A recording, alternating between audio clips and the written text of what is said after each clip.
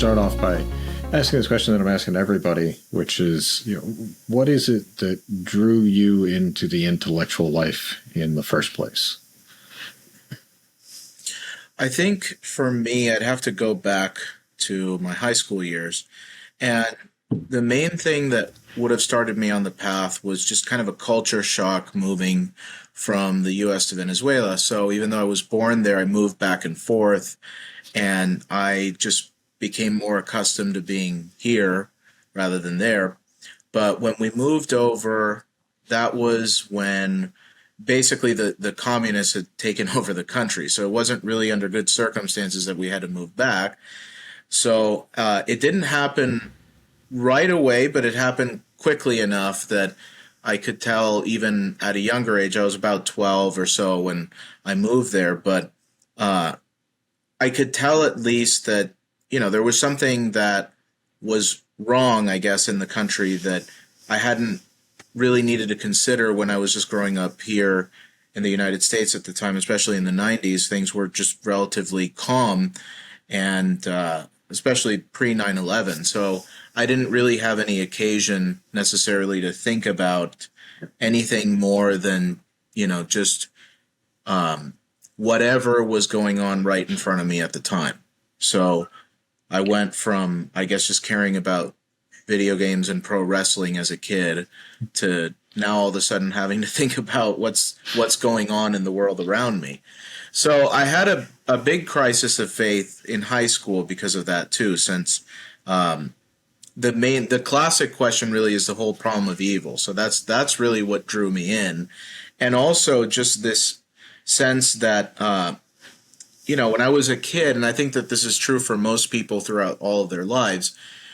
If you have a pretty, I don't know, let's say if you're living a pretty stable, normal life, it's easy, especially in certain places, to just kind of go with the flow of culture and not really question what's going on in reality around you.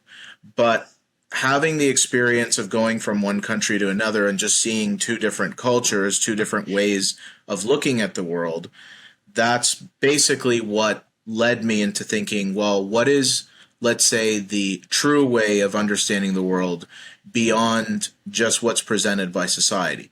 So what is the universal truth behind goodness and order, justice especially, that transcends societies and particular cultures? So that's basically what I started to think about, at least, in as well as I could as a teenager, not really knowing much about the world yet. But that's effectively what I was trying to seek the answer to, and having issues finding it. So by the time that I really started to mature and discover philosophy, that would have been around, let's say, senior year of high school, freshman year of college. And at that point, I was drawn pretty quickly into the intellectual life because I saw that as basically giving me the tools and the light to understand the questions that I had for those few years in high school, and more importantly, how to answer some of these questions. So that was my way in. Yeah, and I kind of want to connect this to a bit of a different issue, because right now you're currently teaching high school at the Cathedral High School in Houston, Texas, and I kind of wonder, with that age group of students, given the kind of state of the world as it is today, do you see some of those kinds of, maybe it's not quite as intense of a culture shock as moving from the U.S. to Venezuela, but do you see some of these same kinds of concerns bubbling up in their minds or in their conversations or anything of that sort? Yeah, that's something that I'm guessing this must be worldwide now, just because of how fragmented cultures are, and I'm really thinking about just the dominant Western culture throughout the world. I mean, at the state that it's in right now, you have basically two largely competing worldviews anywhere. So it's in a pretty dire situation now where even the most fundamental truths about being.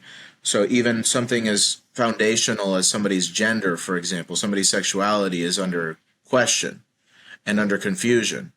So it used to be, when I was growing up, this wasn't the case, especially before 9/11 here in the United States. So when I was comparing, myself in Venezuela to what most people were doing in the United States, and honestly, actually, even when I moved back to the United States in 2005, I would say at that point, finishing high school here, it was still relatively normal enough. It wasn't, there were a few things that had changed. I mean, this is still during the Iraq War, so it's not as though there weren't serious things that were going on, but uh, even between now and then, it seems like my experience in high school here is very different from that of a kid today.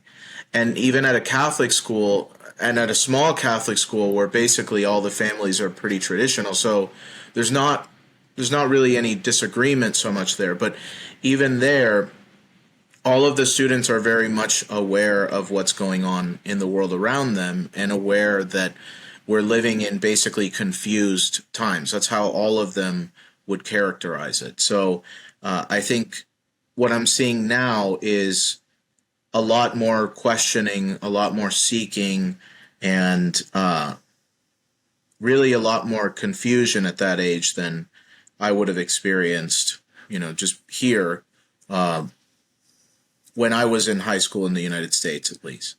It's, I would say it's actually even comparable to the levels that I saw in Venezuela. Now there, basically what teenagers were mostly concerned about, myself included, would have been, well, what am I going to do?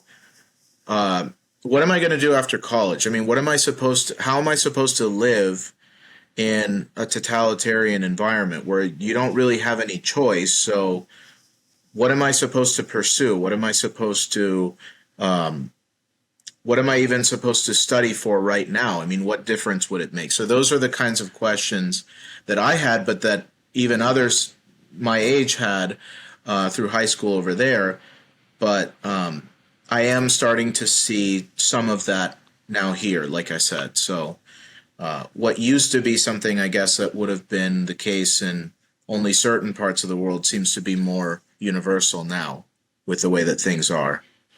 Yeah, well, I think that's interesting. Just sort of thinking about that purpose of education. What is this leading me towards?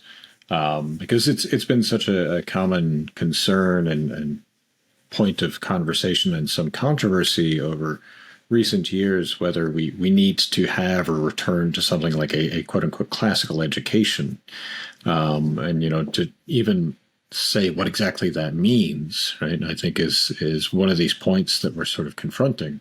So, I mean, drawing on your experience both there and here and now, what would you say? What makes an education classical, and why is it something that do we actually need it today? Is it really important, or what? Mm-hmm. So I think what the first thing that would come to everybody's mind when you talk about classical education would be the method of it. And really the two ways to summarize that easily would be that you'd talk about the Socratic method of running a class and the use of the great books, basically, so that you're using primary sources through the Western canon and trying to avoid as much as possible using textbooks of any kind, or even just limited use of secondary sources to try to get kids to engage directly with primary source in history. So that's the main thing that people think about. I think that is essential to it. That's the means by which it's done. And there's a lot of history to that kind of curriculum, so you can expect the 7 liberal arts to be prominent there. You can expect a study of Latin. But I think really what's more important than any of that would be that a classical education is effectively animated by a very particular hierarchy of values. So the main thing really would be that the purpose of a classical education is to not only communicate truth, goodness, and beauty, but to liberate the student to be able to begin the process of a lifelong education to contemplate these things. And that's why, we would draw on the whole tradition of liberal education and say, well, what's liberal about it, what's liberating, is this is the beginning of a process of virtue. And what you're seeing at these different levels, so at my level, at the high school level, you see more of a transition from the building blocks aspects of it to actually being able to think more abstractly about these things. So let's say the bigger picture of it. So if you were to break it down, the first stages of it before high school would just be more the mechanics of things. So learning how to read, going through especially the trivium, so going through the essentials of grammar, rhetoric, and logic that would then enable you to do these things at the next level. But once you get to the high school level, it's assumed with our freshmen that, okay, you have enough of the basics that you essentially know how to read a text and to read it in a true sense, right? To be able to read it actively, to take notes, to talk about it. You know enough of those things that now we can expect you to go beyond just what the text is saying on the surface to what does it say on a deeper level, tying back to these perennial questions basically about truth, goodness, and beauty. So that's when they really start to engage more with those ideas, which that's also, in my own life when I started thinking about those things too. Now, once you would get to the college level of it, at that point, you ought to, and this is really what would set classical education apart from other modes right now that exist or other approaches that exist right now. But what I'm seeing with our seniors and with those that are graduating, at just generally speaking at this level, they're actually able to start seeing that, okay, there's a bigger picture here, and they can talk about it at least at this kind of elementary level, so that once they go off to college, then, and hopefully, we're trying to get them to go to places that would share the same kind of value system, but the goal would be that in college you could really direct yourself a little bit more. You're basically being trained at the college level to graduate at a level where you can effectively take charge for the rest of your life of that educational process that we're beginning. And there's a secondary aspect to this as well. So I think while all of that is primary, so truth, goodness, and beauty is primary, there is, though, a secondary aspect to it. There are secondary ends that I would say are necessary. There are consequences of this, but let's say this is a part where we're also trying to really show students how to be a free citizen in society. So the big picture aspect of that is that they can contemplate for themselves something about truth, goodness, and beauty. The secondary aspect of that, though, is that they can actually exercise a particular vocation. So they ought to be able to have some skills as citizens that they can contribute, and then specialize as, they go through college, basically. They pick a particular avenue, or they respond to a particular vocation. And so what we're seeing now, I think, is just to compare the classical model to other approaches in education. The secular model, let's say the progressive secular model, it's effectively lost sight of truth, goodness, and beauty, because it's relativized these things, and at best what you have is basically that these are functions of the dominant culture or the state. So it's just nice ways to talk about whatever the dominant culture, whatever the dominant state would basically have you to believe in these things. So in other words, they collapse that primary end of education with the secondary. The secondary is to be a useful member of society, right? Like that's the utility part of it. So for them, that's all that you have left. Now, there's another extreme that I would say we're trying to push back against within the Catholic side of this. Whereas, I've seen you can take classical education in a reactionary way too. So this would be the other extreme, where you focus so much on those primary elements of truth, goodness, and beauty in a reactionary way to say that, well, it doesn't matter that these things also have to be useful. So I think a classical education properly understood would be one that does both, but that nevertheless makes sure to have them in the proper hierarchy. So to have the all the nice things about a liberal education being about truth, goodness, and beauty as the core, the primary core. And then the corollary would be the utility aspect of it. So I think both are required, and you see both in history as well. So, yeah. Yeah, and I think I mean, this kind of relates a bit to my next question. Thinking about that secondary aspect of the education in which the student becomes well disposed as a citizen, as someone who's capable of engaging in the world, the real world in which he or she lives. I mean, this kind of just brings us to some of what you do for the Lyceum, which is principally to teach in political philosophy. So maybe you could just say a little bit about, what political philosophy is, what is it that we're really studying in that, and then how you like to approach the teaching of it, and why you think maybe it's important. So the basic answer is that political philosophy studies order. It studies the history of order. So that's how Vogelin puts it. It also studies, of course, justice. That's the main question that you're going to get from Plato and Aristotle. And as far as what that really means, though, I think, and this is also why it's important and why, what drew me into it. But we are, as human beings, political by nature. So the basic question behind order and justice really comes down to what is the best way to live in community, among others. How do you work toward the good with others? And also recognizing that there's a good that's particular to the political, that is to the community, that's distinct from the individual good.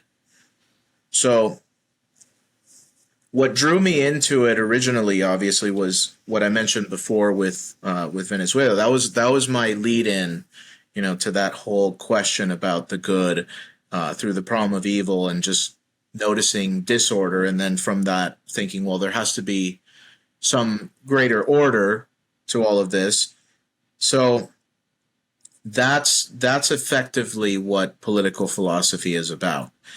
And what I'm seeing now is, like I said, I think maybe this might not have been as interesting to most people in the United States many years ago. In a state of peace, you might not think so much about that, but with the way that things are right now in society, especially with how fragmented society is right now, I think it's of particular importance today. It's something that more people are thinking about, and people complain that everything is political these days, but I think the reality of it is, if you think about human nature, it's an inevitability, right? That's just part of human nature itself. So it's not anything that you can ever get away from. Yeah, I mean, it kind of seems a little bit like that neglect of those questions about the political 20, 30 years ago maybe is part of why we're in such a state today, in that sort of neglect. Yeah.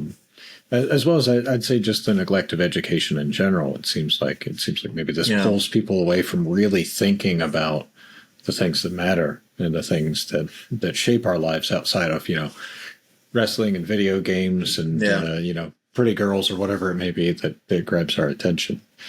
Um, so yeah, and maybe just to stay on the political topic for just another minute, how do you see this?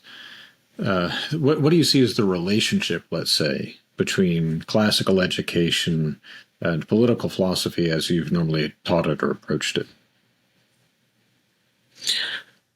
Well, historically, if if we go back to the Greeks, then if we're going to pre-Christian times where we see the foundation of classical education, these two things were basically aligned such that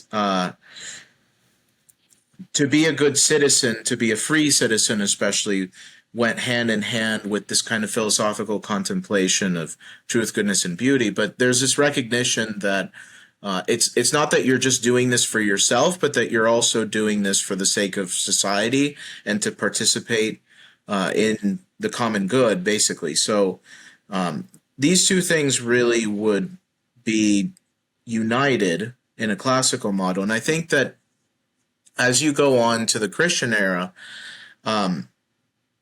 the only real change is that the sacramental life of the church is added on to this structure, and that the state is no longer the highest educator.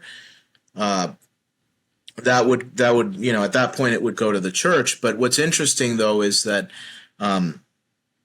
when we see the first interactions with the classical education model and Christian teaching, Saint Augustine basically he effectively kept the pagan liberal arts as they were. So at that point, you have the trivium and the quadrivium, and when he wrote about this on in Christian doctrine, he doesn't really see anything wrong with those. He thinks that they're useful as far as the intellectual virtues are concerned.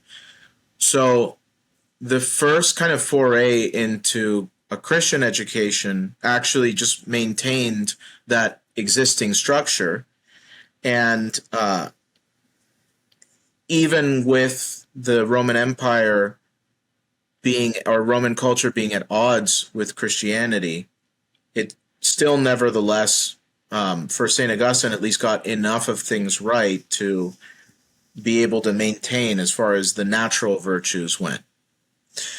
So I think that that's the political aspect of it that sticks out to me, is the fact that even when we put the supernatural into the picture, even when we start thinking about the transcendentals from a Christian standpoint, there is nevertheless always this kind of both and that you have with classical education, where both of these things end up being important, and both of these things end up being interrelated. So that is the natural virtues that you have, as well as the sacramental life. So these two things end up mingling together and enriching each other. And that's something that I think is very particular to the classical model that we've lost, So now, as far as coming back to today with the political question today, you brought up that a lack of education also leads to this political disorder that we're seeing. And I think that it helps to understand why, because really, I think at the core of it, in order to have real justice in society, this is basically the classical idea that, going back to Plato, but you have to have basically all the parts of society, all the pieces working together in harmony.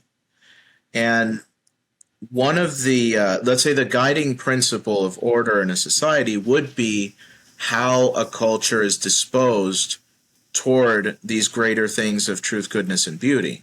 So whatever it is that a culture says about those things, and that's basically what would define any given culture to begin with, that's going to give you that sense of direction. So let's say it's, even though we're talking about things that are transcendental, they're things that have also this kind of immediate and practical effect in our own natural lives too. So it's not simply like you're contemplating in a vacuum, but you're living in a society by nature, and what you do with your leisure and how you contemplate basically will give that sense of direction to the social life as well. So so in the end, all these things have to they affect one another. They're going to be intermingled. Yeah, and so I think just that point about the cohesion of the two sides there. The higher things, the transcendentals, the truth, beauty, and goodness, and the more immediate, concrete realizations in our day to day life. I mean that latter part seems to be it's almost like I think there's a danger in which one could set that latter part up as something independent of the other. And I think that's what a lot of people do when they start talking about this culture versus that culture, right? They're kind of separating these things out because it seems like that touches everything. Like, I mean, that's our architecture and our technology and our Right. entertainment and just everything that we deal with on a day to day.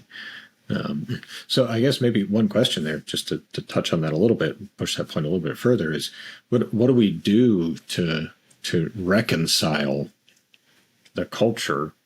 It's kind of a nebulous term, but what do we do to reconcile the culture with the pursuit of truth, goodness, and beauty?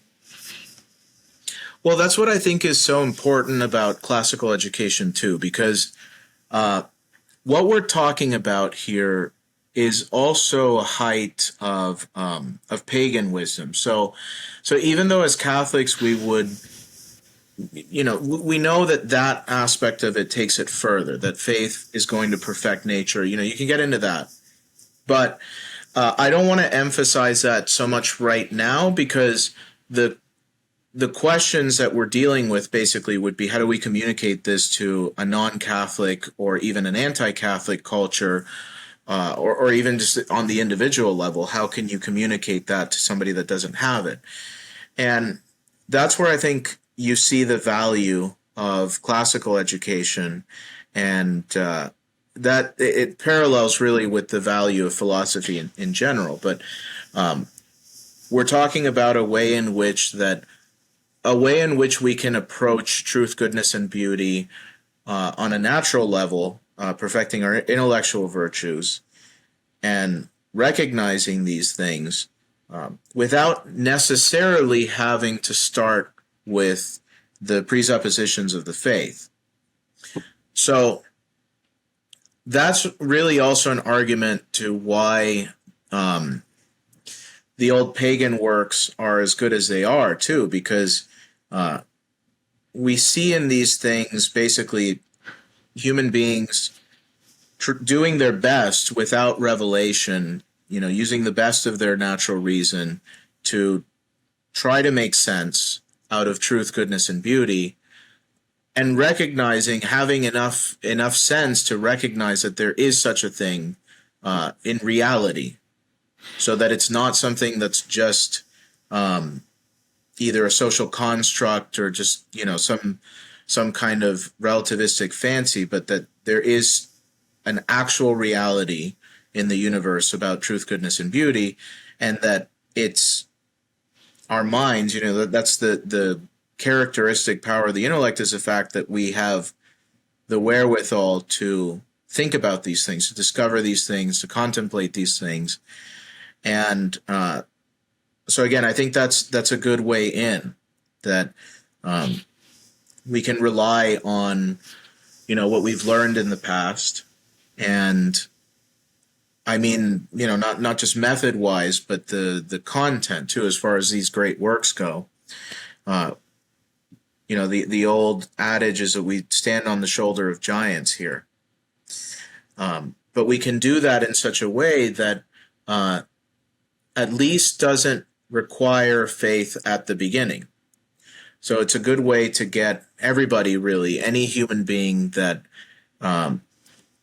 really wants to know, basically, that wants to grow in wisdom. If anybody has that right disposition, then that's all you need to start. So I think that's where I would say that's what I would like to see in the society at large. That's what it seems we've gotten away from, and why you have this kind of growing problem of meaninglessness, despair. You have a culture that's basically telling people that there is no truth about these things, or that, I don't know, ugliness is beauty or something like that. Things that contradict people's common intuitions about the world. So that's where I see the fertile soil, at least to give, the light of the ancients, um, to give a better way, basically. Yeah, and I think you talked about the disposition, anyone having the disposition. In some sense, we all have some disposition towards Right. wanting to know. I think, unfortunately, for a lot of people, that disposition has been dulled severely, Right. whether by their schooling or by the culture in general. But I think one of the things that's important there is that, and this is to draw on Aristotle and what Aristotle says and what Aquinas says in commentary on Aristotle. Dispositions can grow in the sense through deliberate action into habits.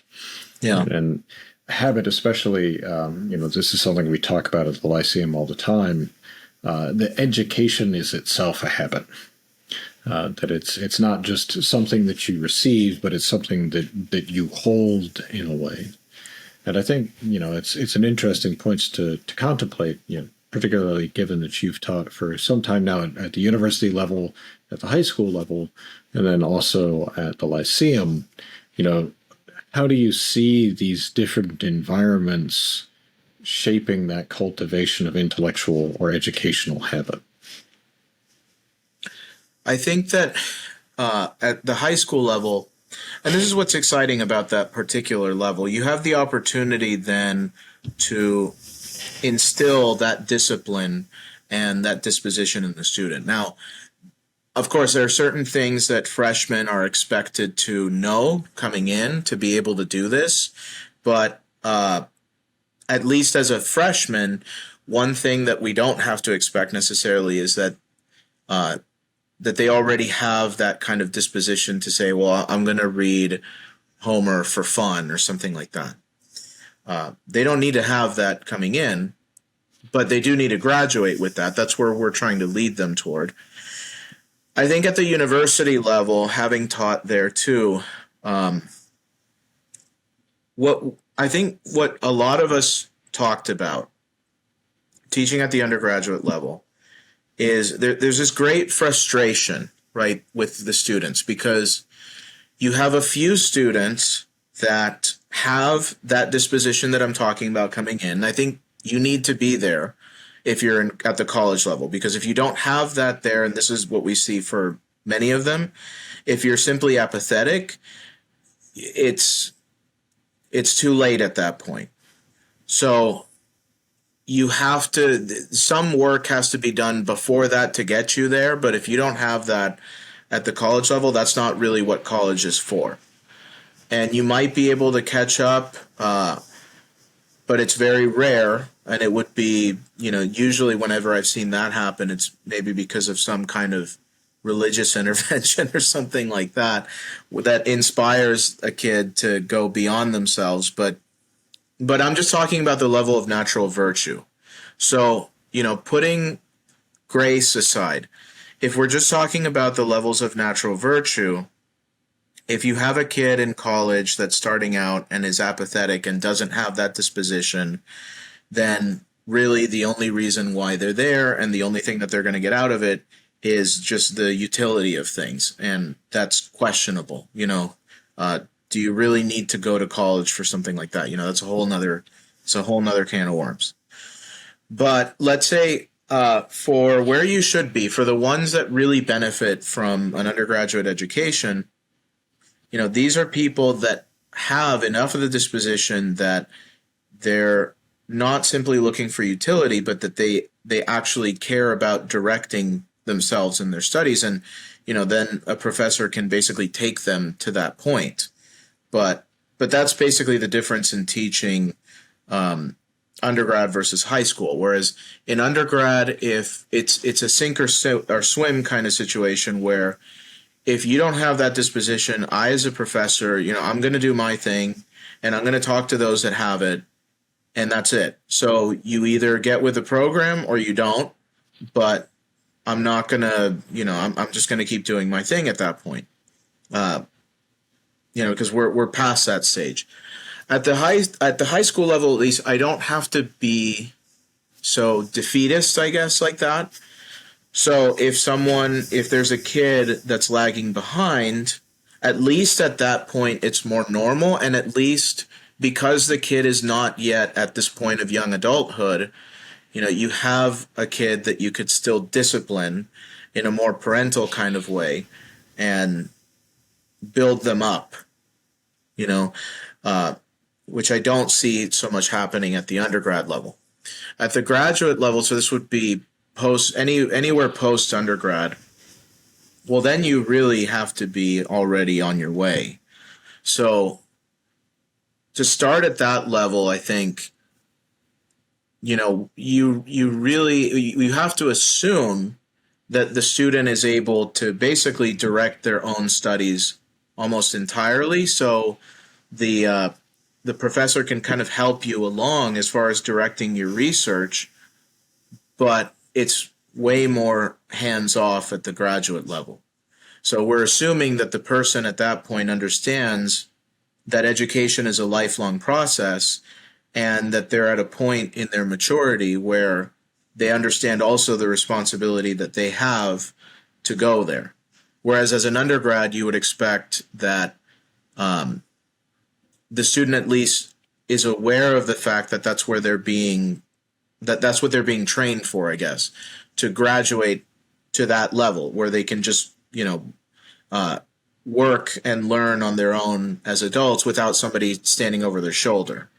So I think that's the big difference between all three levels, but the aim remains the same. I think that's the most important thing is that at all three levels, the main aim that I talked about at the beginning of education is still present. So at all levels, it's still nevertheless in this direction toward contemplating truth, goodness, and beauty, and to liberate the student basically to be able to do that throughout their lives. So that's always there, but you just have different stages of maturity going through each of these levels, and that's the basic difference, I think. Yeah, very good. Certainly that continuity. I think that's something that gets lost a lot in how education is presented these days. It's like, okay, this stage leads you to this next one where you do something different, and then this next one you're doing something different again. Like there's a break between high school and college and a sort of postgraduate environment. That I think really is destructive to our conception of what education is or ought to be. So last question here, and this is you can take this in any direction you want, but what of all the things that might be learned from you do you hope your students most take away from encountering you as a teacher, as a professor, as an instructor? I think that the main thing that I hope that the students can walk away with is I want to be able to help set them on their path toward that kind of lifelong education that we've been talking about. That would be my main goal. Because if I can at least get them to understand their own active role in their lives, to understand that the intellectual work is never really done, that the intellectual work, regardless of your vocation, is something that is proper to you as a human being. So we all have to engage with it in some way or another, but we should be doing that throughout our lives. And that the goal of that, really, the fulfillment of that, the satisfaction of that power is precisely in contemplating truth, goodness, and beauty in a real way. So I think if my students can have that sense of direction, then that's at least something that can carry any of them to where they need to go with their respective vocations in life too. But I think that's the main gift, I guess, that I could give as an educator. That's the highest thing that I could try to communicate as an educator, to liberate the person in order to be able to do that for themselves in a real way throughout the rest of their lives. Okay. Well, great. Thank you so much for your time, Francisco. This was a great conversation, and hope everyone gets to know you a little bit better, both through this and through taking some seminars or courses in the future. So thank you, and have a good day. All right. Thank you.